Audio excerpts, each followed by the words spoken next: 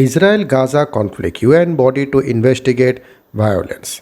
The UN Human Rights Council has voted to investigate violence in the recent conflict between Israel and Hamas.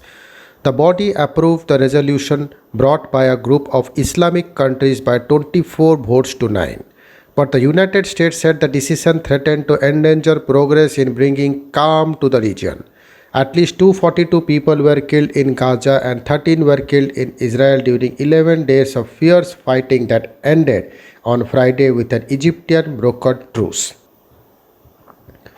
The violence came after weeks of spiraling Israeli-Palestinian tension in occupied East Jerusalem, which culminated in clashes at a holy site revered by both Muslims and Jews.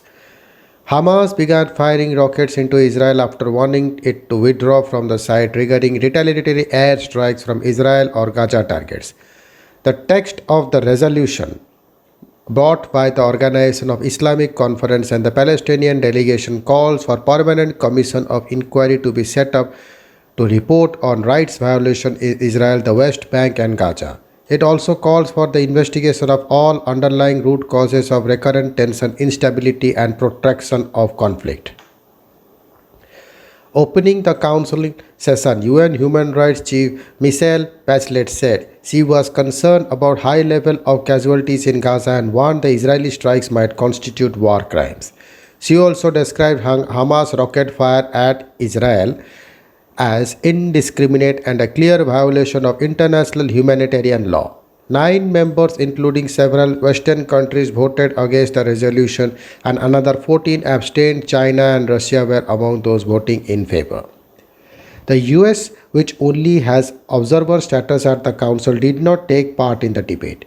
But its mission to the UN in Geneva released a statement after the vote saying it deeply regretted the move.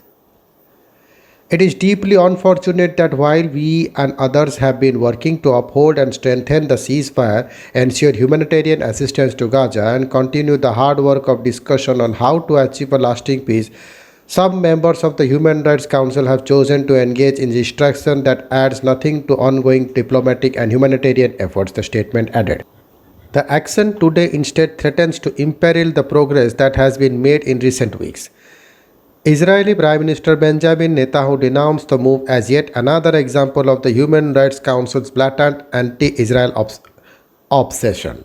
But the Palestinian Foreign Minister said it reflects the determination of the international community to move forward in the path of accountability, law enforcement, and protection of Palestine human rights.